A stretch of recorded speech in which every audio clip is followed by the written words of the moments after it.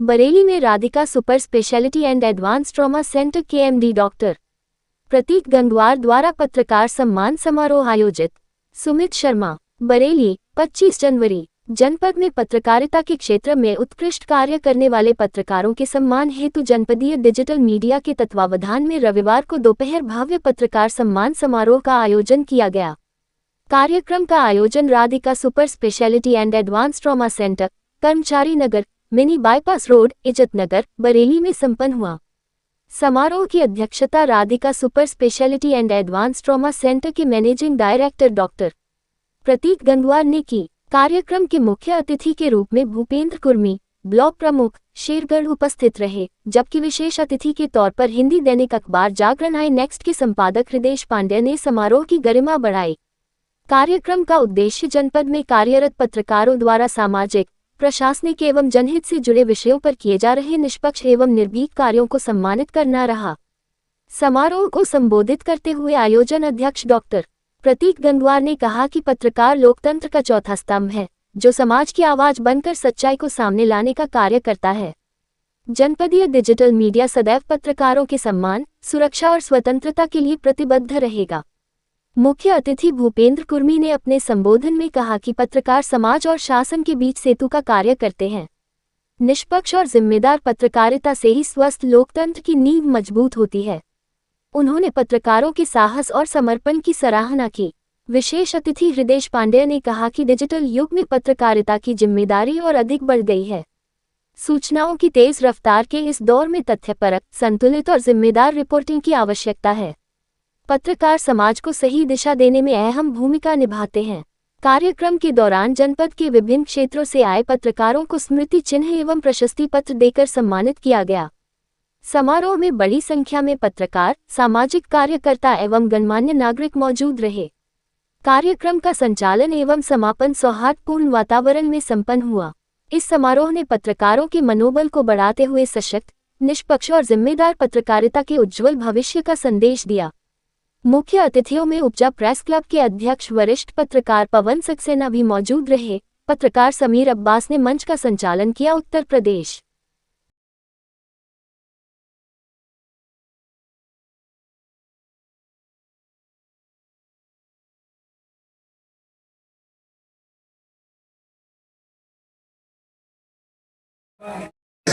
वो यही तो है कि हम एक दूसरे के लिए मोहब्बत और खुलूस रखते हैं। ये दुनिया मोहब्बत से चलती है, नफरत से नहीं चलती है। इसलिए मोहब्बत के फूल फैलाइए। और आप डॉक्टर साहब और तमाम लोग प्रतीक गंगवार जी का भी स्वागत करें, क्योंकि ये महफिल की रौनक उनसे है, उनकी कोशिशों से, उनके जज्बे से, उनकी हिम्मत से।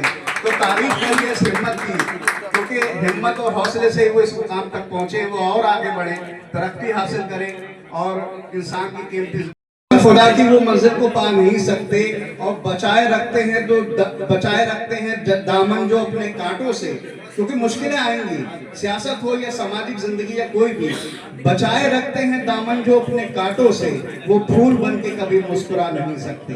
तो आप फूल बन के मुस्कुराइए, तरक्की हासिल करिए। आप यहाँ आइए, दो शब्द कहिए। हम पत्रकारों के लिए, मैं भी एक पत्रकार ही हूँ, यह लगे कि आपकी बड़ी मोहब्बतें मिलती हैं।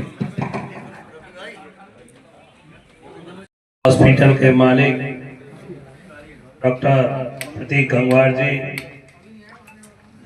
आई नेक्स्ट के संपादक भाई पांडे जी, डॉक्टर हर्षित अग्रवाल जी, डॉक्टर नूरुल साहब, और सबसे महत्वपूर्ण इस सामने बैठे खड़े जिनके स्वागत सम्मान में जो आज कार्यक्रम का आयोजन हुआ है, सभी पत्रकार साथियों, ऐसे कार्यक्रम का जो मेन उद्देश्य है, डॉक्टर साहब ने कार्यक्रम का आयोजन किया। निश्चित रूप से आज के समय में जो माहौल है, हम लोग छात्र राजनीति करते थे, उस समय सोशल मीडिया या इलेक्ट्रॉनिक मीडिया का इतना दौर नहीं था। हम लोग दिन भर राजनीति करते थे कॉलेज में, और उसके बाद शाम को पत्रकार साथियों के साथ अक्सर दिन भर की चर्चाएं होती थी और शाम को खबरें लिखी जाती थी। सुबह 4 बजे जब कोई विशेष कुछ होता था तो सुबह 4 बजे से अखबार की तलाश रहती थी और ढूंढ के मंगाते थे, फिर पढ़ते थे कि पूरे दिन में क्या हुआ।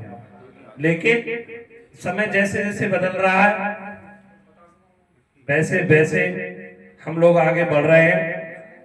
आज डिजिटल मीडिया आप लोगों के माध्यम से कोई भी खबर, मुझे ऐसा लगता है कि शहर ही नहीं देश विदेश कहीं भी कोई घटना घटित होती है, अच्छी या खराब, विद इन सेकेंडों विद इन मिनट में लोगों तक पहुंच जाती है। एक खुद से जोड़ते हुए घटना है तो पुरानी, लेकिन मुझे याद है जब मैं 2021 का ब्लॉक प्रमुखी का चुनाव लड़ रहा था तो वहां जिस तरीके से परिस्थितियां हुई, मैं चुनाव जीता, उसमें एक बहुत बड़ा रोल आप लोगों का भी है। इस बात के लिए मैं इस मंच के माध्यम से आप सबका धन्यवाद देना चाहता हूं। किसी भी काम को आप कर सकते हैं, लेकिन उसकी पॉपुलैरिटी कैसे होगी, उसकी खूबियां कैसे आम जन तक पहुंचेगी, उसके काम कैसे करके प्रचारित हो। किसी ने खराब काम किया है, कोई खराब व्यक्ति है, तो उसकी खराबी भी दूर तक कैसे जाए, इसके लिए आपसे बढ़िया कोई माध्यम, जन जागरूकता का माध्यम कोई हो नहीं सकता। आप लोग एक ऐसी कड़ी हो आज के समय में जिसे किसी भी रूप में माइनस नहीं कर सकते।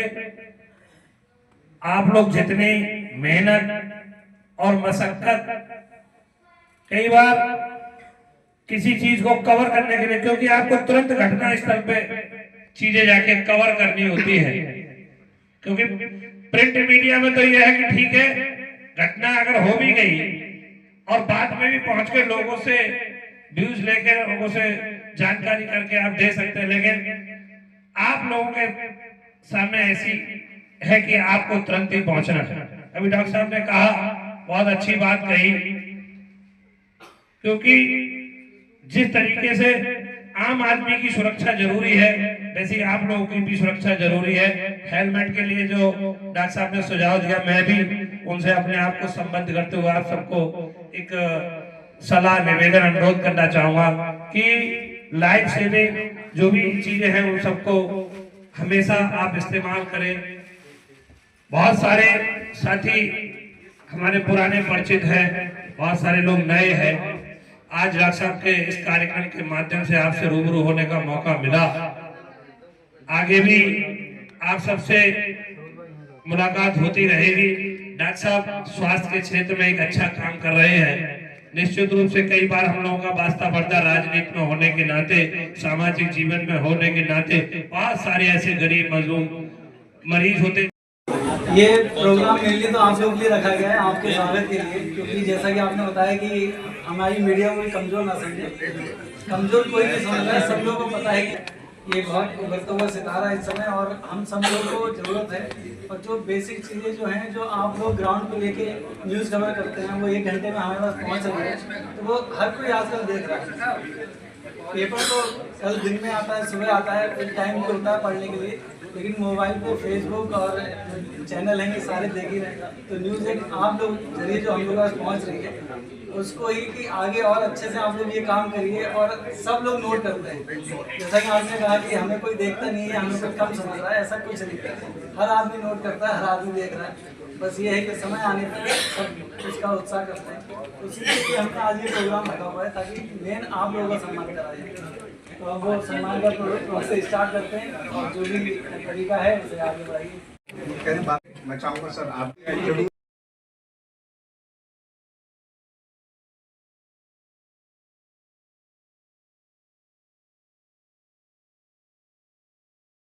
बाल लीकेज हो गया, बाल खराब हो गया है, तो ये मशीन देगा, हम ये मशीन अपना बताएगा, हमको उसको कैलकुलेट कर सकते हैं ऑटोमेटिक। ये मशीन देगा, हमको लगेगा कि हम दोनों को मैंने ह्यूमन ब्रेन और प्लस मशीन की जो आर्टिफिशियल इंटेलिजेंस है उसको दोनों कोरिलेट करके हम इसको यूज करते हैं, वो रिपोर्टिंग हम देते हैं। सारा यही हम जनरेट वगैरह करते हैं।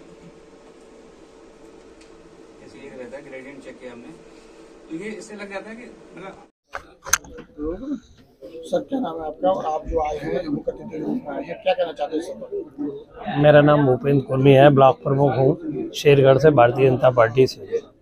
आज जो आप सबके सम्मान समारोह जो आज कार्यक्रम रखा गया था, इसमें मुझे डॉक्टर साहब की तरफ से आमंत्रित किया गया था और मुझे मौका मिला आप सबका सम्मान करने का। सर क्या नाम है आपका और आज आपने जो है पत्रकारों का सम्मान भी किया है और इस अस्पताल के बारे में बताएं। मैं डॉक्टर प्रतीक हूँ, राधिका हॉस्पिटल यहाँ बरेली से।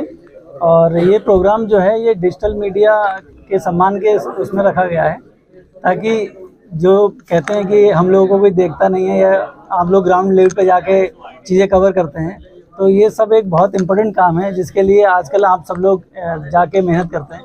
तो आपके उत्साह के लिए और ताकि लोग और देखें, इस चीज़ को समझें, उसी लिए हमने ये प्रोग्राम रखा हुआ है। हॉस्पिटल में रखा गया है ये Radhika hospital, mini bypass road. Hospital में कितने बेड का हॉस्पिटल है, क्या क्या इसमें फैसिलिटी मिलेंगी और आगे चले क्या होगा? राधिका हॉस्पिटल जो super speciality and advance trauma centre है, मिनी बाईपास रोड, कर्मचारी नगर, बरेली, ये 100 बेड हॉस्पिटल है। और रिसेंटली अभी हम लोगों ने कार्डियक डिपार्टमेंट में जो नई मशीन आई हुई है इको की, तो वो AI फंक्शन के साथ में है, तो उसी के लिए एक ये प्रोग्राम रखा हुआ है।